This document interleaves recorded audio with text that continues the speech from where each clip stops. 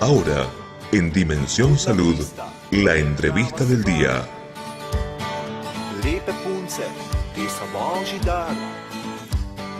Glejo, glejo, ta bo mi sveta.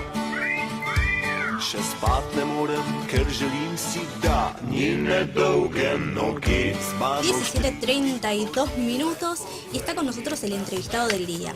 Está el doctor Andrés Gil Domínguez, abogado constitucionalista de la Facultad de Derecho de la Universidad de Buenos Aires. Bienvenido al programa. Bueno, buenas tardes, Andrés, muchas gracias por la invitación. No, por favor, muchas gracias por venir, que es profesor titular y además tiene un plus respecto de todos los demás invitados. ¿Ah, sí? A ver. Es pampeano. Muy es pampeano, bien, es pampeano, pero muy bien. Así que respecto de todos los demás, tiene un plus. Un nick, ¿sí? nacido y criado en La Pampa. Andrés, bueno, tenemos un montón de temas, porque esto que ya estaba embalado con encarar con comunicación. Pero te quería preguntar, ¿qué es el neoconstitucionalismo? Es un experto y hay que preguntárselo a él. Hay que preguntarle. ¿Qué es el neoconstitucionalismo? El neoconstitucionalismo es una teoría del derecho que trata de explicar cómo funciona el Estado constitucional de derecho, y hoy podríamos hablar del Estado constitucional y convencional de derecho, que son modelos de Estado, ni más ni menos, donde la centralidad, la herramienta que los hace funcionar es la Constitución y los tratados sobre derechos humanos. Lo que hace el neoconstitucionalismo es tratar de desarrollar una teoría general del derecho, explicando cómo funciona y haciendo algunas diferencias y algunas semejanzas que tiene con el positivismo y con el naturalismo. No es ni más ni menos que eso. Y puede ser una teoría general cuando trata de hablar de temas en abstracto, o puede ser una teoría particular como trata de explicar cómo un Estado constitucional y convencional de derecho funciona, cómo es su regla de reconocimiento, cómo es la organización del poder. Pero no es ni más ni menos que eso. Con el neoconstitucionalismo, yo llamo hoy también el neoconvencionalismo, se ha armado a veces una imagen o ciertos temores o ciertas críticas, y es una teoría del derecho más. Ahora, ¿y esto puede ser que sobredimensione el rol de los jueces?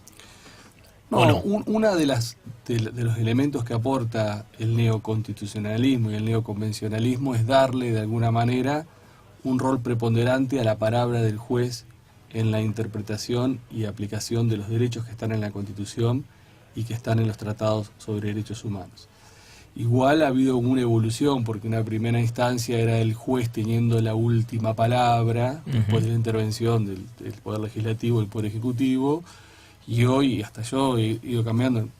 Yo publiqué un libro que se llama Derechos, Racionalidad y Última Palabra, donde hay un diálogo introductorio con Roberto Gargarella, que venía de una visión no judicialista y más deliberativa, y hoy por hoy, en términos de darle sentido a los derechos, hay una búsqueda de diálogo permanente entre lo que serían el Poder Legislativo, el Poder Ejecutivo y el Poder Judicial. Y ya no se define quién tiene la última palabra en términos estáticos, en términos de quién representa mejor a la voluntad popular, sino en términos de quién le puede dar o qué mecanismo le puede dar más racionalidad a la eficacia de los derechos. Bien, Y hablando de eso, es imposible que no te lo pregunte, porque has tenido un rol importante en esto. ¿Hay derechos humanos para individuos no humanos?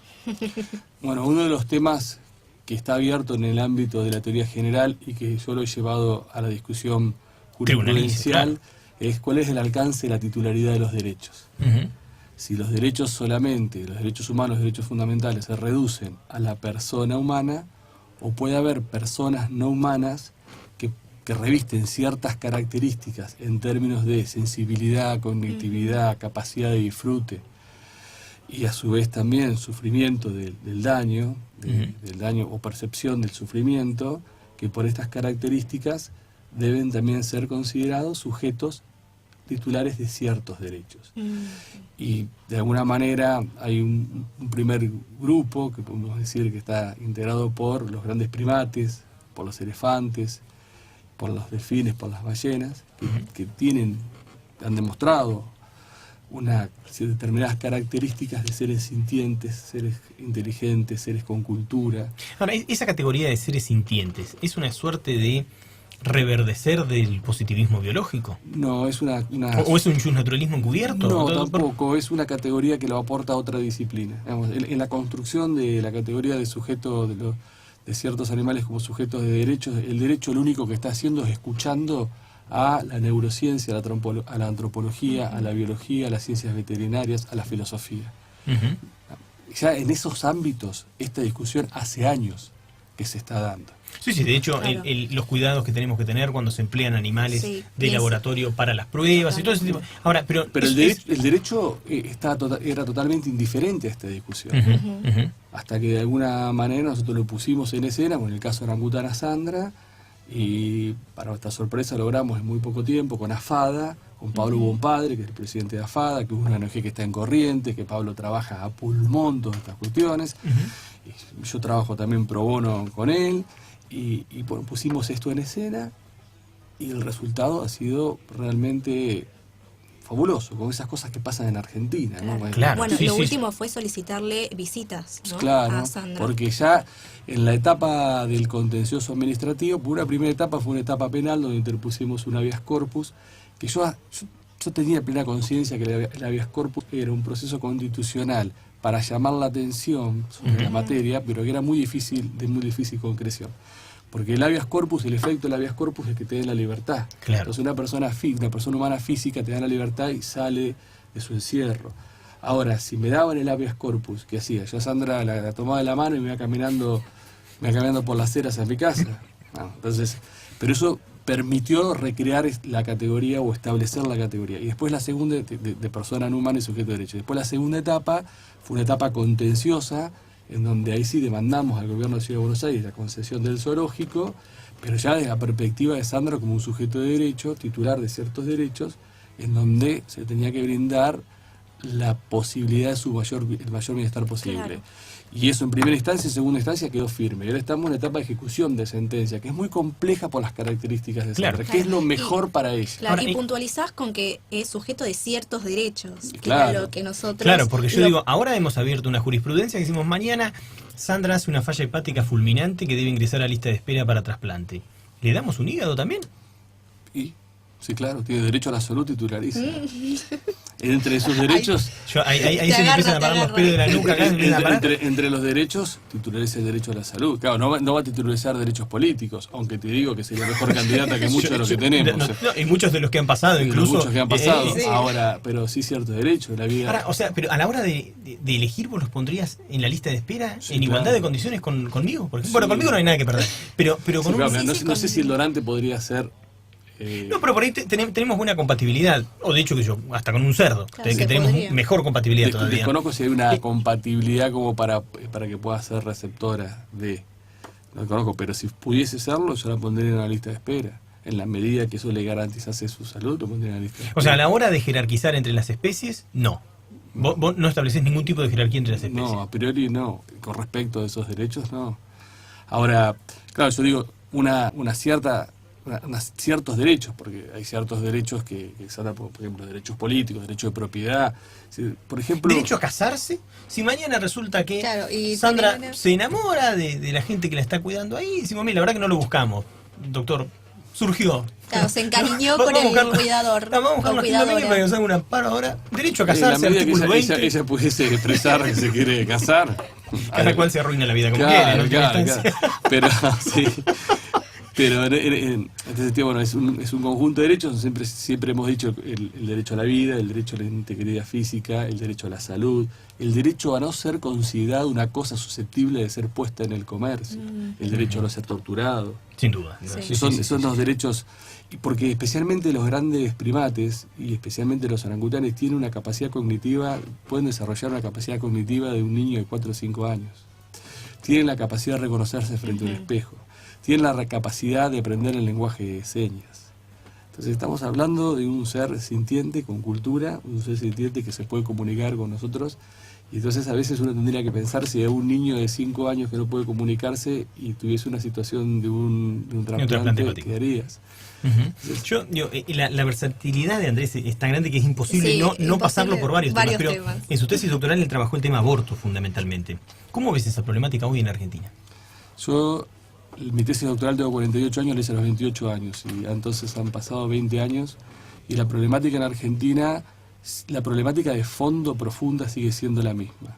Hemos tenido avances porque por suerte la Corte Suprema de Justicia, en el caso Fall, aclaró algo que estaba totalmente claro desde 1921, que era que nosotros tenemos un sistema de regla y excepción. La regla es la prohibición penal del aborto, pero la excepción es que en 3 causales una mujer que quiera hacerse un aborto lo puede hacer y esto no es punible, que es en caso de que corra peligro la vida, la salud, o en caso de violación de cualquier mujer. Ahora, durante mucho tiempo, hasta que se dictó el fallo Fall, que fue hace 2 años, 3 años atrás, los médicos de los hospitales públicos, donde iban las mujeres de escasos recursos, cuando se daban algunas de estas 3 causales, iban y le pedían permiso a la justicia, cuando en realidad el Código Penal dice el aborto no es punible. Uno no tiene que pedir permiso a los jueces todos los días para levantarse y lavarse los dientes. Entonces, cuando no es punible, no es punible. Entonces los médicos, ¿qué hacían? Judicializaban la pobreza. Por suerte el caso Fall lo que hizo fue poner claramente en situación que desde 1921 no hace falta judicializarlo, no hace falta pasar por comités de bioética, que en caso de violación de una mujer solamente basta con la declaración jurada de una mujer para que acceda a la práctica del aborto.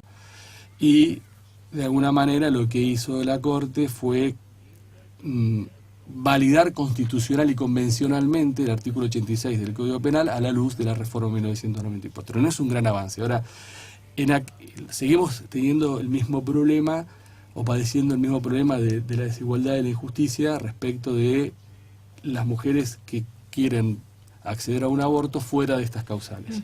Porque mientras que las mujeres que acceden, que tienen ciertos recursos, acceden a abortos clandestinos seguros, las mujeres de escasos recursos siguen poniendo el cuerpo y la vida en peligro cada vez que quieren acceder.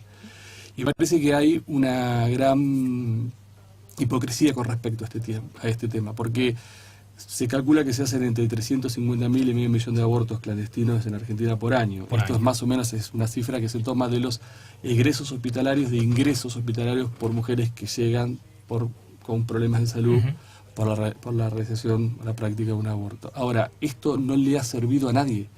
Que la solución sea la penalización del aborto no le ha servido a nadie. No le ha servido a quienes defienden el derecho a la vida a partir del momento de la concepción, porque si se hacen 500.000 de abortos por año y nadie va preso, el bien que persiguen y que protegen no está protegido. Evidentemente, por este camino no es. Por este camino no es. Y tampoco le sirve a las mujeres de escasos recursos que se les sigue perpetuando estigmatizantemente su calidad de sujeto vulnerable.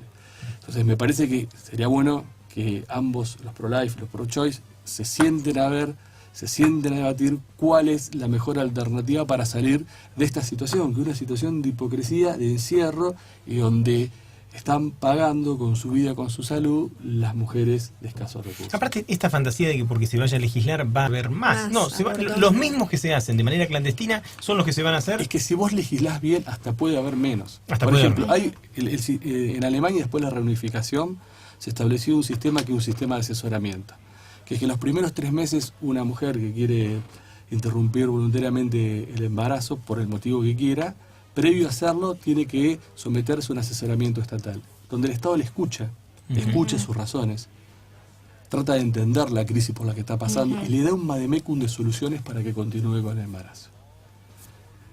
Entonces, para que continúe con el embarazo. Entonces la mujer puede resolver interrumpir o continuar. Si continúa, está el Estado que la trata no como una delincuente, sino como una persona, una mujer en crisis a la cual trata de ayudar. Si resuelve continuar con el embarazo, el Estado la asiste. Si resuelve interrumpir el embarazo, se considera un ilícito no penal, sino un ilícito civil. Por lo cual el Estado o el PMO no cubriría esa práctica en la medida que la mujer lo pueda pagar. Entonces, me parece que es tratar, aún desde la perspectiva de que vos protegés a la vida humana en formación, criatura, nacitura, como quieras llamar, a partir del momento de la concepción, pero por una vía no punitiva, sino una vía administrativa, que trata de entender a la mujer como una persona en crisis y no una delincuente. Porque vos fíjate que desde la teoría de la pena, la penalización del aborto no está desde un punto de vista justificado, que es retributivo, prevención general, prevención especial. Sin duda. No hay ningún tipo de justificación. muchos órganos de los instrumentos internacionales sobre derechos humanos que tienen jerarquía constitucional le vienen diciendo a la República Argentina, a través de casos particulares o de informes por país del Estado argentino, que revisen la política de criminalización del aborto. Hace varios años. ¿Y por qué te parece que todavía no sucede? Todavía no se mueve la aguja en Porque, eso. Es más, mandan un proyecto de Código Penal y dicen, bueno, pero ese tema no, ¿eh? Como si fuera... Sí, y lo manda Zaffaroni. Claro, o hay Claro, mucho ¿no? debate, pero después no y lo manda Zaffaroni y Gilavedra, el progresismo argentino. Y vos decís, pero entonces... Claro, hay mucho debate, pero después al momento de sancionar no se sanciona. Pero ¿por qué lo sacamos? ¿Quién Porque se es va a un tema oponer? tabú. Es un tema tabú. Y el tema tabú transforma tabú al que lo propone. Claro. Y nadie quiere transformarse en tabú. A este no lo inviten más. A este que Claro. no, nos pasó lo mismo cuando vino Mario Sebastiani, que también Sí. tuvimos un programa sobre este tema, y Mario nos decía esto, ¿no? A veces en el ámbito profesional genera Bueno, algún a resquemor ver, escuchar cuando esto. yo resolví hacer mi tesis doctoral hace 20 años atrás sobre este tema, tomé varias decisiones sobre mi vida, de lugares que yo sabía que Que no se iba a terminaban. acceder jamás. Ujú. No me interesaban tampoco, pero tenía plena conciencia de que eran lugares en el mundo del derecho a los cuales no iba a acceder jamás. Claro. Que mi vida sí. profesional tenía que pasar por un lado y no iba a poder pasar nunca por ese lado. Ujú. Que reitero, a esa edad no me interesaba ni nunca me interesó. Ujú, Pero ujú. sabía que era imposible, porque vos te transformás de alguna manera en tabú. Claro. No, sos el enemigo de los nenes, el enemigo de los chicos que no los dejás nacer, ¿no? Es una cosa Sí, así. sí. Digo, porque es un lenguaje tortuoso. Yo veo que en los grupos pro vida a veces uno se encuentra con él también quiere nacer y te ponen la foto de un pibe de 5 años. Y bueno, Sí, no, pero evidentemente desde el ¿sabes punto de vista qué? comunicacional. En estos 20 años yo tengo más respeto, más buena relación y mejor diálogo con los pro vida Ujú. que muchos que no son pro vida y son los grandes hipócritas. Yo tengo Ujú. mucho respeto por los pro vida, con los cuales disiento, debato, discutimos, y tengo mucho respeto. Ujú.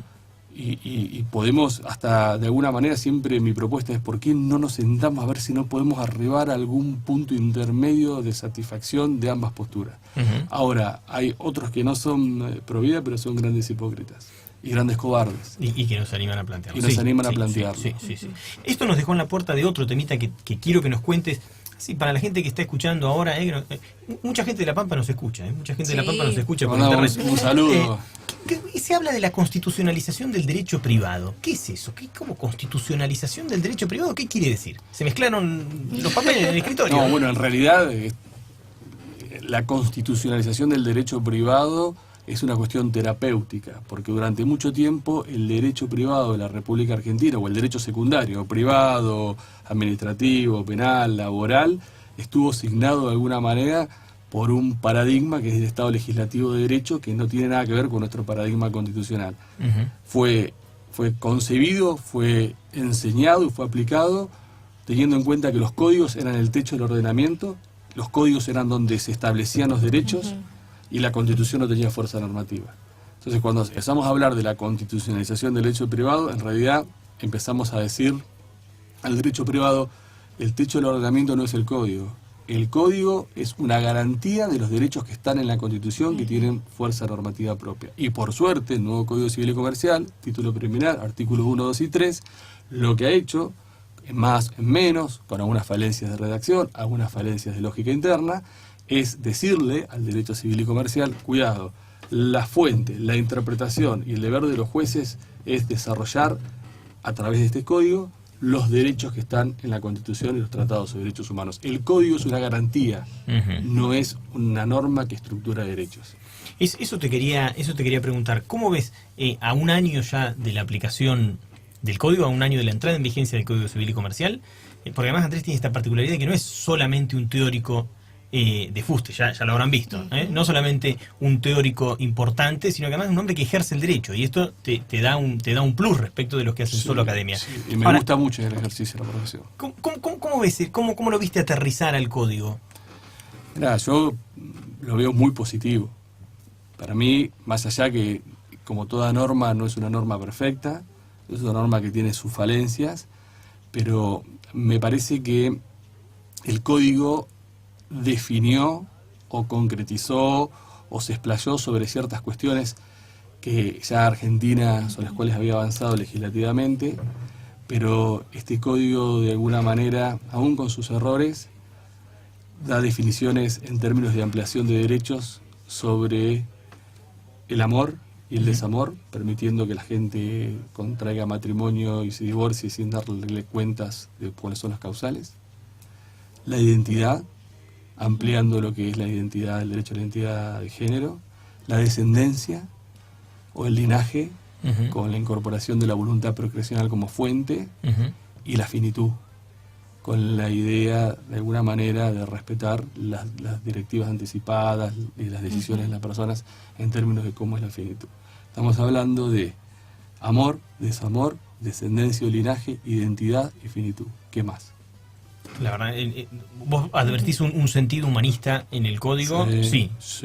Un gran sentido humanista en el código. Después por ahí vas a un tema puntual y puedes tener algunas diferencias.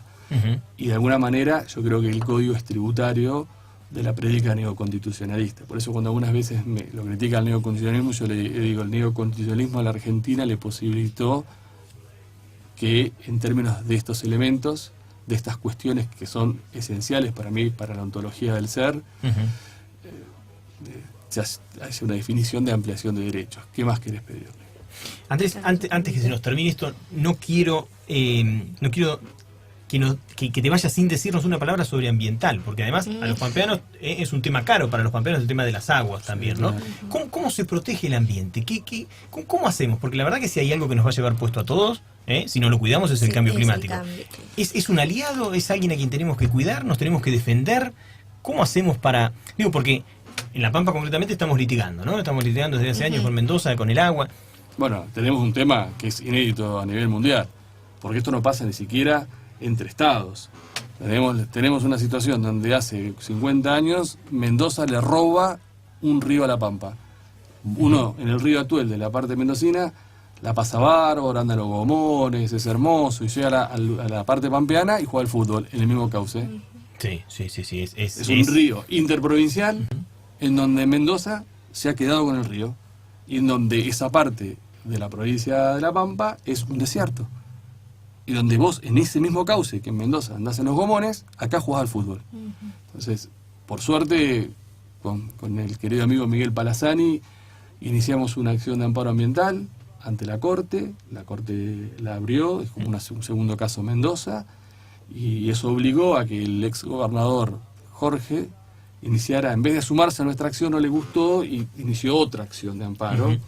Hubo otro juicio, igual estos juicios están tramitándolos de forma conexa ante competencia originaria de la Corte, a ver si de alguna manera vuelve el río Atuel a la provincia de La Pampa, que es un caso inédito, no se da, porque en realidad lo que ha hecho Mendoza con respecto al río Atuel es ejercer un derecho de secesión.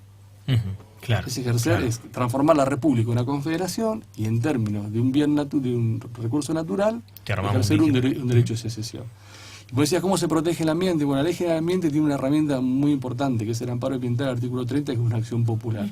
Me parece que la mejor forma de proteger el ambiente es que cualquiera de los titulares del ambiente puedan defenderlo en instancias judiciales cuando hay una amenaza de daño o un daño en curso. Ahora, ¿lo hacemos por el ambiente en sí o lo hacemos porque es el escenario donde estamos parados y entonces nos cuidamos nosotros? Me parece que lo hacemos por el ambiente en sí, lo hacemos por otra categoría que incorporó la reforma, que son las generaciones futuras. Que son aquellos que no están, no sabemos cuándo van a estar, pero que cuando estén le tenemos que dar como legado que por lo menos tengan un ambiente apto para el desarrollo humano. Una obligación de custodia, por lo menos, tenemos que custodiar. Y te llevo a otro plano. Andrés, ¿por qué te hiciste abogado? Y constitucionalista. Yo me hice abogado porque hice 1 año y medio la carrera de Ingeniería en Sistemas y el binario no lo hacía funcionar para ningún lado, entonces los programas no andaban ni para arriba ni para abajo, y tuve una charla con un JTP muy macanudo que me veía triste en la facultad y me dijo, ¿qué estás haciendo con tu vida? Y yo le contaba que leía, que me interesaba la política, que estaba leyendo el Ilíada, la Odisea, que estaba leyendo Camus, y entonces me dijo, me parece que lo mejor es que te vayas a Derecho. Por eso me hice abogado. Y te viniste a programar conductas. De algún modo programamos conductas. Es increíble que yo haya rendido análisis matemático 1 y 2 y que hoy digo 2 más 2 y digo 6. Es increíble, pero bueno. Menos para la regulación de honorario, que ahí sí funcionan las cuentas muy bien. Y después constitucionalista porque conocí en la vida a mi maestro, mi segundo padre, a quien me formó y a quien me dio muchas enseñanzas de lo que es el derecho, que fue Germán Vidal Campos. Un tipo, un fuera de serie. Sí. Un fuera de serie. Persona fuera de serie como persona. Ujú, y sí. alguien que para mí es como el Messi del derecho constitucional. No sé si el mejor, pero yo le vi hacer intelectualmente cosas a Vidal Campos en términos de análisis. Germán Germán veía una computadora y salía corriendo, porque escribía a máquina. Escribía, sí. Él, la computadora. Ahora, él antes de morirse pudo, en su actualización del tratado, pensar en Internet como un derecho humano. Sí. Como Bueno, un a derecho mí humano. él me regaló su librito La Constitución que dura, ¿no? La Constitución Sí. que dura, donde se dedica a un montón de temas. Así, claro, este tipo estaba viendo Pero él veía una computadora y salía corriendo. No quería ni tocar los teclados. ni celular, ¿no? Ni celular, tampoco, pero él Sí. pudo ver eso. Ujú. Por eso digo, tenía cosas de una gran creatividad. Fue un gran maestro, para mí, subjetivamente el mejor de todos, pero con esa característica de tener una gran capacidad y una intuición creadora sobre el derecho con respecto a lo que pasaba en la realidad. Ujú, Y una gran sensibilidad social. Y un tipo totalmente coherente entre lo que escribía y cómo era su vida. ujú. Andrés, ¿un recuerdo de tu infancia? Un recuerdo de mi infancia está muy vinculado al básquet. Yo fui jugador de básquet en La Pampa, en el Club All Boys. Llegué a jugar en la primera división. Fui integrante de todas las selecciones pampeanas en los campeonatos argentinos. Y después acá jugué un año en Boca y jugué en Jaro Gatti Chávez. Mira. Entonces, mi infancia está vinculada con el básquet. El básquet me cambió la vida. Yo era una persona hasta que entré a una cancha de básquet y después fui otra persona cuando entré a una cancha de básquet. Es más, en ciertas situaciones, como haber estado como amicus curiae ante la Corte en situaciones complejas, donde, como, por ejemplo, en el caso Grupo Clarín, Ujú. donde la presión realmente se sentía y era insoportable, yo pude pasar esa instancia de presión por la memoria de haber estado en una cancha de básquet, haber estado presionado, haber tenido que tirar la última pelota. Ujú. Entonces, para mí un recuerdo de mi infancia es el básquet. Y los amigos, de recorrer el país. ¿Una imagen del futuro? ¿Cómo te imaginas el porvenir de la Argentina? Realmente no me cuesta mucho imaginarme el futuro de Argentina. Mi deseo es que este país Ujú. realmente pueda salir de este estancamiento económico, institucional, pero fundamentalmente social. Yo cuando veo a los colombianos, ¿no? Acabo de terminar de ver la miniserie Netflix Narcos, ¿no? Que ellos tenían, ¿no? Tenían a Pablo Escobar, tenían Cartel de Cali, tenían los paramilitares, tenían la FARC, tenían el 40% del territorio tomado. ¿Y cómo se reconstruyeron? ¿no? ¿Por qué nosotros no nos podemos reconstruir? ¿Por qué nosotros no nos podemos reconstruir? Ahora, el futuro de Argentina depende de la sociedad argentina. Si nosotros como sociedad no empezamos a tomar ciertas posturas firmes respecto de ciertos temas, el futuro depende de la sociedad argentina, como dependió de la sociedad colombiana, obviamente, de una clase dirigente, pero dependió de si la sociedad colombiana demandó, no queremos más carteles como tenían, no queremos más. Bueno, si la sociedad argentina, lamentablemente, y vayas a ver las razones sociológicas, antropológicas, es una sociedad terriblemente cortoplacista e individualista. Si no podemos salir de eso, difícilmente tengamos futuro. Y nosotros no tenemos más futuro tenemos porque eso que más sonó ahí dice el TOC tiempo. y dice que nos tenemos que ir. Muchas gracias, doctor Pero con el Andrés firme Gil compromiso de que Domingo. vuelva. Por ¿eh? supuesto. ¿No te vamos, quedarías tiene charlando que volver. una hora más? Sí, totalmente. Pero Andrés. se nos corta el programa, así que muchas gracias por haber estado Muchísimas acá. gracias por la invitación. Muchas gracias. Un gusto, saludo a La Pampa y cuando quieran estaré acá con ustedes. Muchas gracias. Andrés Gil Domínguez, un lujo. Está, Un lujo sí. para Dimensión Salud y Radio Palermo. Y nosotros venimos el martes. Martes a las 17 horas por Radio Palermo. Chau.